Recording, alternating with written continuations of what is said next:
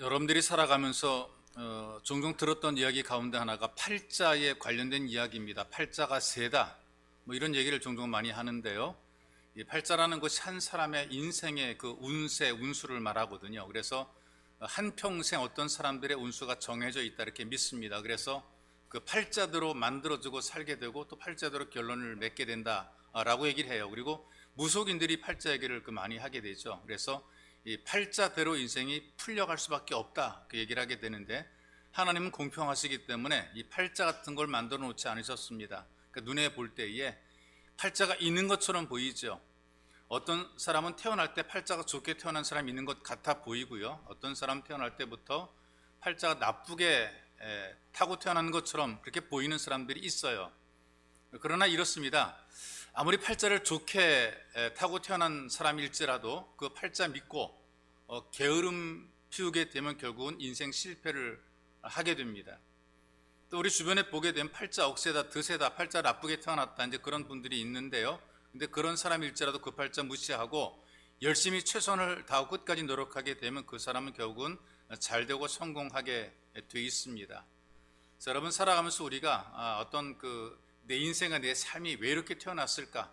부모를 원망하거나 환경과 조건을 원망할 것이 아니라 하나님이 나에게 놓아주신 그 삶의 현장을 열심히 살다 보게 되면 끝이 좋아지는 아름다운 삶을 살게 되는 것입니다.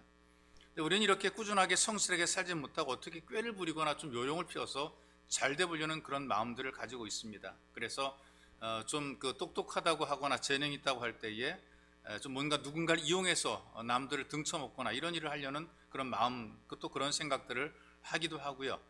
또 기상천외한 어떤 그 생각들을 가지고 사기를 치는 그런 사람도 있죠. 여러분, 요즘에 TV 뉴스에 나오는 것 보지 않습니까? 전청조라고 하는 그 젊은이가 여자임에도 불구하고 남장을 하고 뭐 결혼까지 하고 온갖 일을 저지르는데 거기에도 속아 넘어가는 사람이 있다는 얘기입니다. 이게 전부 다 미혹하는 일들이란 말이죠. 근데 여기 넘어가는 것들도 결국은 사람들의 근본적인 마음 속에 성실하거나 꾸준한 것이 아니라 뭔가 사다리를 타고 쉽고 편하게 뭔가 높은 데까지 올라가겠다, 많은 돈을 벌어보겠다라고 하는 허황된 생각을 가지고 있기 때문에 거기에 말려들고 속게 돼 있어요. 일반적으로 우리 세계 역사를 보게 되니까 지구촌에서 선진국이라고 하는 그런 나라들의 어떤 문화라든가 문명을 보게 되면 그 성실함을 근간으로 하고 있는 것을 보게 됩니다. 그들을 보게 되면 눈에 보이는 것보다 근본적인 심성이라든가 삶의 태도가 성실해요. 그러니까 선진 문화를 이루고 살았고 또 선진국의 어떤 문명을 이루고 살고 있고, 그 다음에 또 국민 수준도 그만큼 높은 것은 사실이 있어. 근데 후진국일수록 그 문화의 바탕이 요령이라든가 나태함입니다. 그러니까 뭔가 어떤 기회를 줘도 일할 생각을 하지 않아요. 나라가 왜 가난할까? 왜 그렇게 발전하지 못했을까 보게 되면 그들의 심성이나 근본 자체가 어디 요령이나 부리려고 그러고 쉽고 편하게 살려고 하다 보게 되니까 개발이 안 되는 거란 말이죠. 지배를 많이 받아온 노예 근성을 갖고 살아가는 또 그런 민족들이 있습니다. 그래서 그 사람들의 모습을 보게 되니까 요령을 피워서 쉽고 편하게 살거나 좀 나태하게 주인이 볼 때만 일하는 그런 습관을 가지고 있고요. 이익이 있고 먹을 게 주어지게 되고 자기 주머니가 채워지게 될 때나 그때나 좀 움직이는 그런 태도를 가지는 거죠. 꾸준하지 않아요. 이익이나 필요에 따라 움직이는 그런 모습을 보인단 말이죠. 그러니까 선진국일수록 보게 되는 어떤 이익이나 손해를 떠나서 소명을 가지고 살더라고요.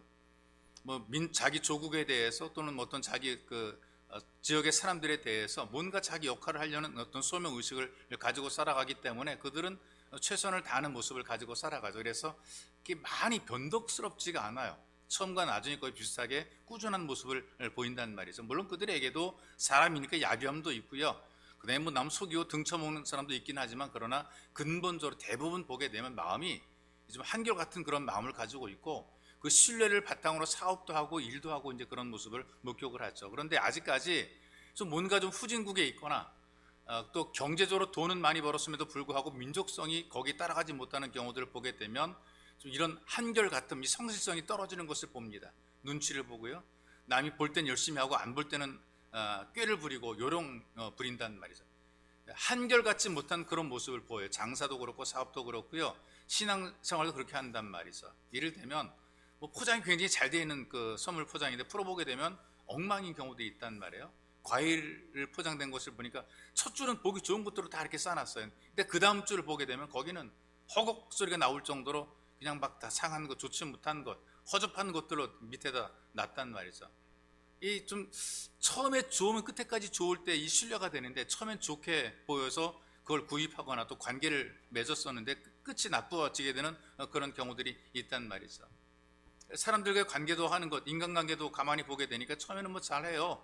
뭐 자기 이익과 연관되어 있을 때는 엄청 잘하죠. 뭐 더 이상 나올 곳이 없게 되면 이제 멀어지게 됩니다. 간을 빼줄 것처럼 다가왔다가 빼준 간 다시 빼가지고 또 가버리는 그런 사람들이 굉장히 많습니다. 그만큼 사람들이 자기 이익과 연관돼서 자기와 관련되어서는 이 굉장히 큰 변덕이 심한 모습을 보게 됩니다. 그런데 성도는 그렇지 않은데, 성도는 한결같은 삶에 도전하는 사람들이 있어. 우리는 한결같아야 된다. 처음과 끝이 동일하고 뒤집어도 똑같은 모습을 보이고 살아가는, 위선적인 것들이 있지만 그러나 최대한 줄여서 겉모습과 속모습이 좀 같은 그런 모습을 가지고 사는 게 중요하다. 그렇다면 어떤 것에 우리가 한결같아야 되느냐? 성경이 보여주는 그 말씀을 보니까 감사함에 한결같은 것이 중요해요. 이 바울을 보니까요, 하나님께 쉬지 않고 감사한다 그랬어요. 좋을 때만 감사하는 게 아니라 쉬지 않고 감사, 끊임없이 계속해서 감사를 고백하는 거란 말이죠. 그러니까 우리의 감사는 어떤 감사입니까? 일이 잘 되면 감사하고 안 되면 감사 안 하죠. 근데 계속 감사하는 게 중요한 거예요. 이런 이 심성을 그대로 보여준 게 이스라엘 백성들이 보여준 그 삶의 역사란 말이죠. 고대 이집트에서 노예 생활하다가 출애굽하게 되니까 얼마나 감사했는지. 400년 동안 노예로 살던 소수민족입니다. 최강대국의 저지를 뚫고 그들이 민족이 대탈출에 성공했어요. 불가사의한 기적이라고 그러죠. 감사했고 감격으로 찬양했어요. 홍해도 기적으로 건넜습니다. 애굽에서 완전히 멀어지게 됩니다. 감격적인 예배도 드리게 되죠. 얼마 못 가서 원망하고 불평합니다. 먹을 게 없다, 마실 물이 없다. 이것 때문에 불평 원망하다 결국 목적지까지 이르지 못하게 되죠. 또 그들 가운데 초대 왕이었던 사울 왕이라는 사람은 처음에는 겸손했어요.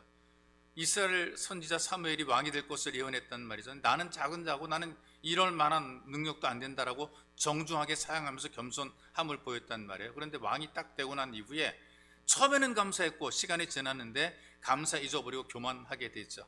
그러니까 분수를 넘어서는 일을 하게 돼요. 자기 영역을 넘어서서 흔히 월권, 오버한다 그러죠. 전쟁에 이겼을 때에 하나님께 감사드리지 않고요, 자기 기념비를 세우고 있는 것을 보게 됩니다. 하나님께서 이기게 해준 것을 자기가 이긴 것처럼 그렇게 생각을 오버하다가 하나님께 버림을 받게 되는 거죠. 솔로몬도 마찬가지입니다. 처음에는 잘하다 마지막에는 아쉽게 무너지지 않습니까?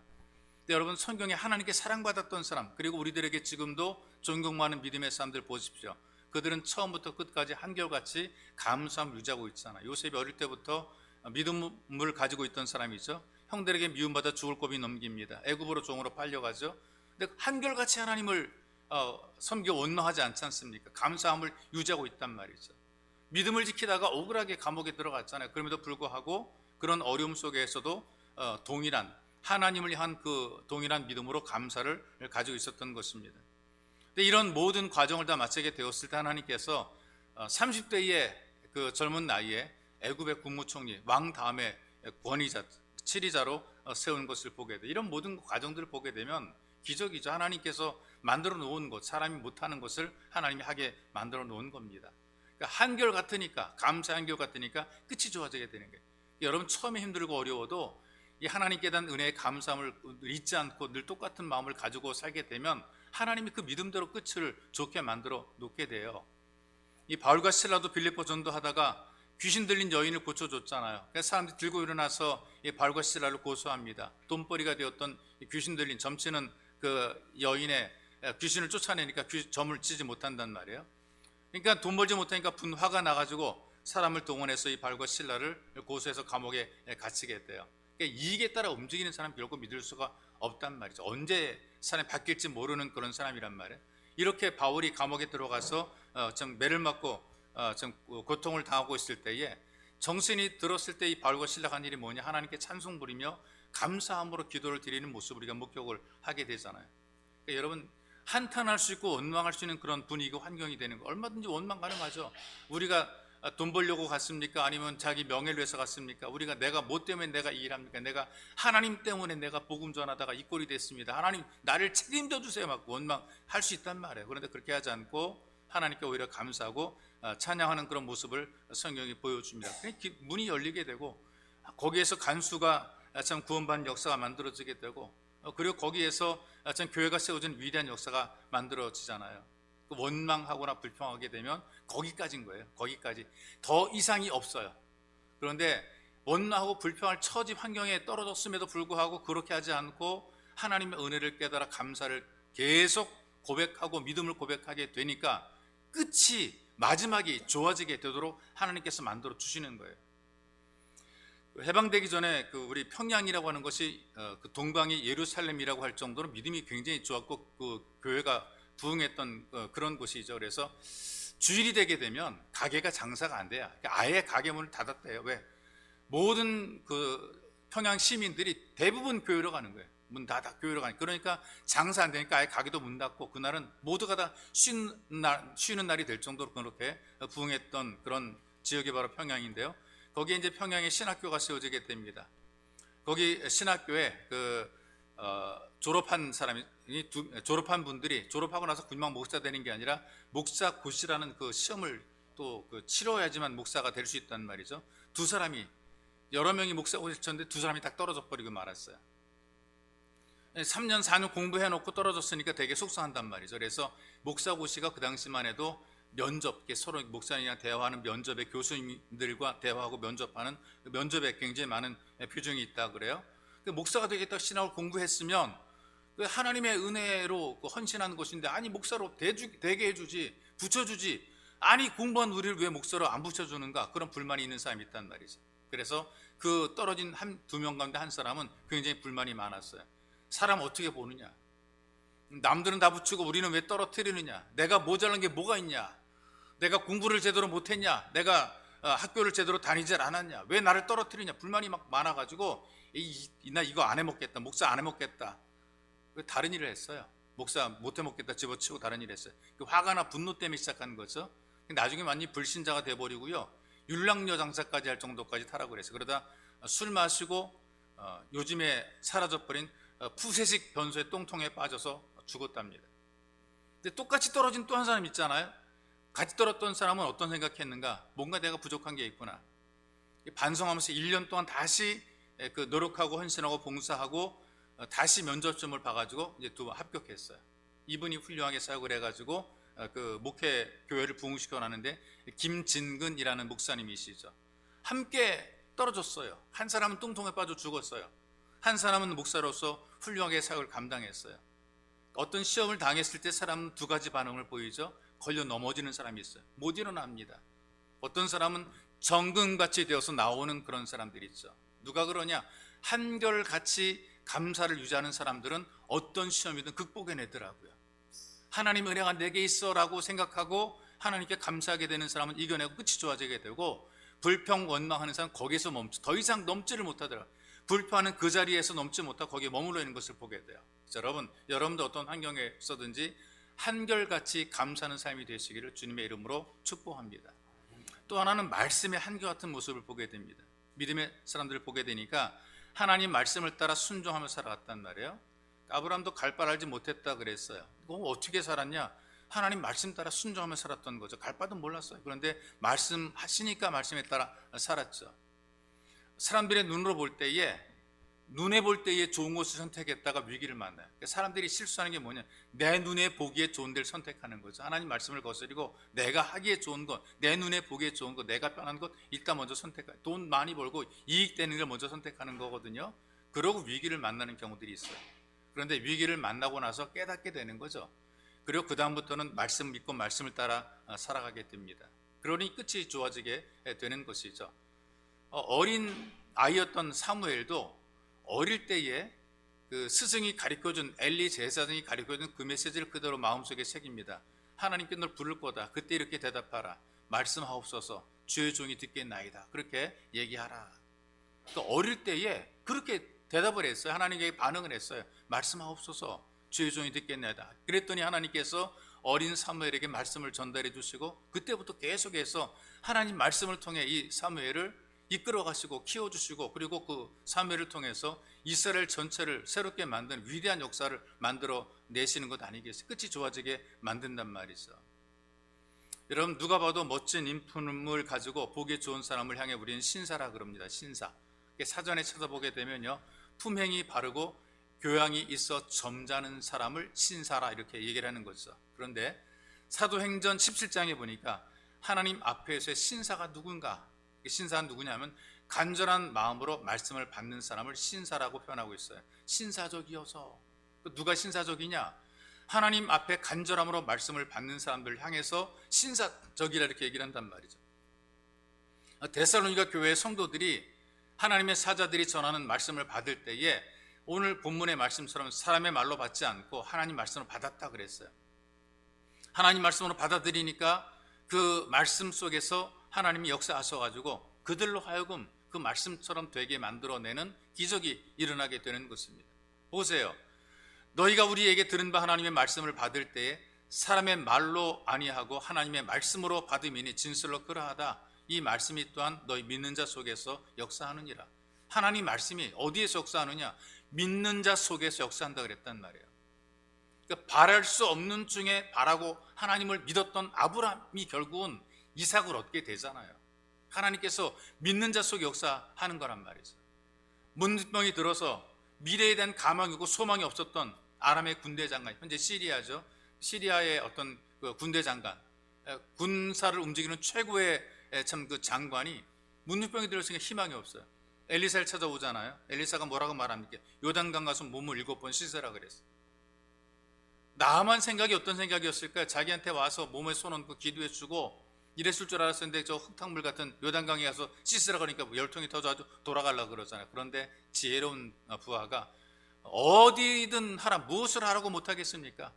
똥통에라도 못 들어갑니까? 이제 그런 얘기예요. 그러니 한번 해봅시다. 순종합시다. 그래서 순종했더니 결국은 어린아이처럼 살길을 하게 되었다. 말씀대로 믿고 하게 되면 그 말씀대로 믿을 때 그 말씀이 믿는 자 속에서 역사가 되어서 남다른 기적을 누리게 되는 거죠. 이해가 되거나 뭐 내 생각만 맞는 것을 믿는 것은 이거 진짜 믿음이 아니고 거짓된 신앙인 거죠. 여러분, 무속인들이 이렇게 사람들을 이끌어가는 겁니다. 유튜브에 무속인들이 많이 얘기 나오잖아요. 제가 가끔 좀 들어봐요. 굉장히 위로가 되고 사람들의 마음을 끌고 그래요. 뭐 이래를 맞추고 이렇게 살아야 되고 저렇게 살아가야 되고 이건 안 되고 되고 얼마나 편하고 쉬운지 모릅니다. 그들의 말을 듣고 그대로 하게 되면 뭐 속시 우리 교회는 그런 거 안 가르쳐 주잖아요. 언제 이사 가야 되는지 그런 거 안 가르쳐 주고요. 이 사람을 만날까 말까 그것도 안 가르쳐 주고요. 결혼을 할까요 말까요 그런 것도 안 가르쳐 주잖아요. 근데 그 무속인들은 그거 가르쳐 주더라고요. 하면 안 되고 여기로 가야 되고 저기로.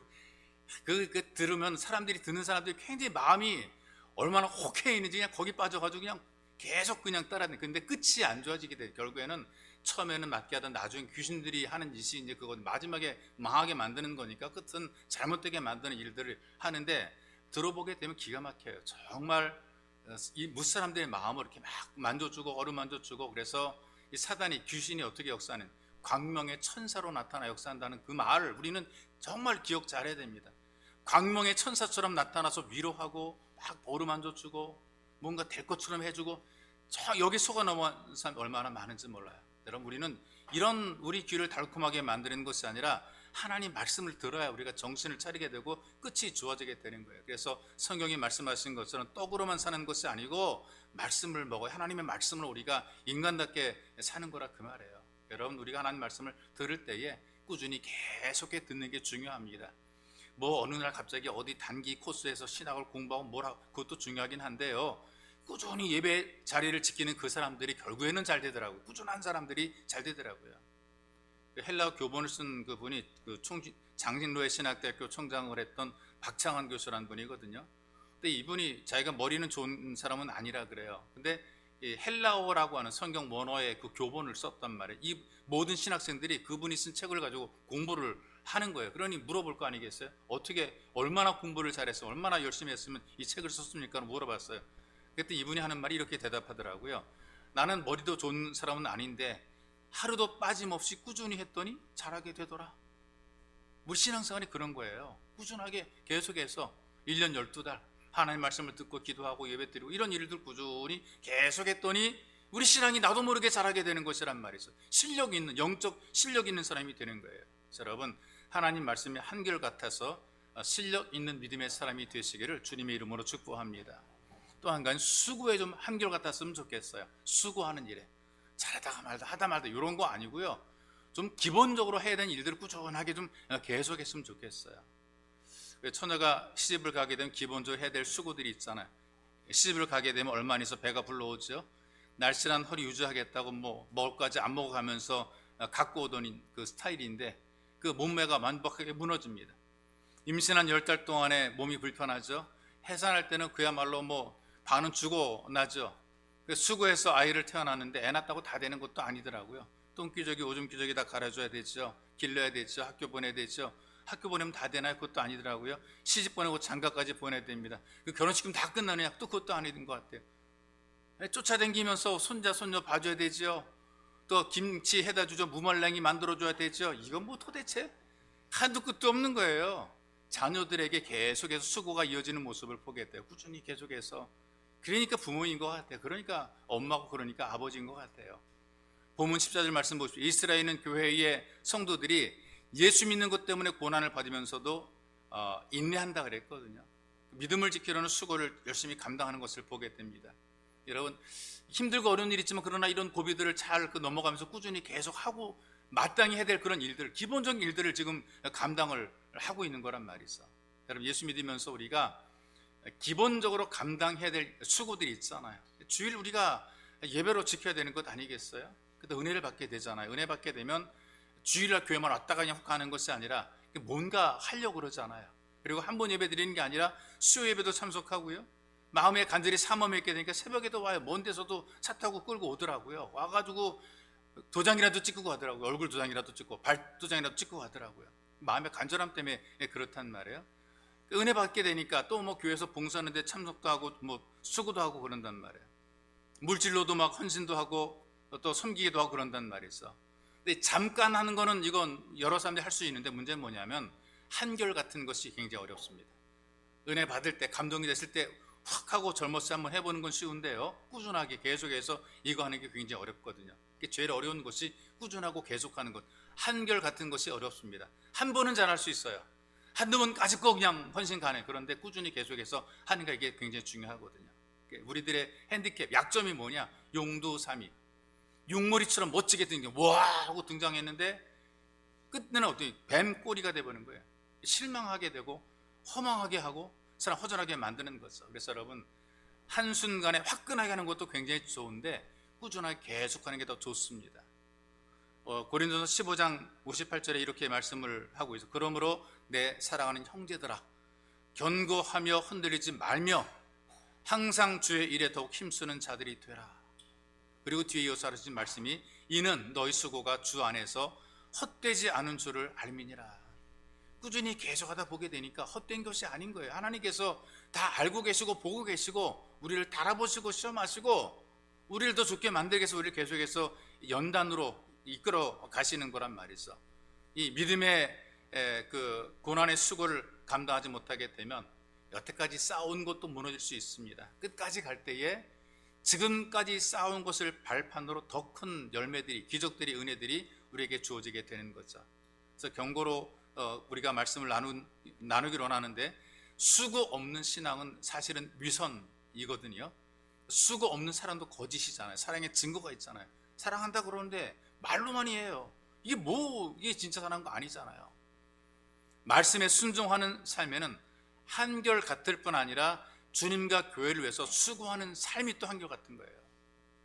우리가 수고하는 것도 하다가 마는 게 아니라 꾸준히 계속해서 내가 사랑하니까, 내가 믿음이 고백되니까 이 수고하는 것도 꾸준히 계속해서 이어지게 되는 겁니다. 언제까지?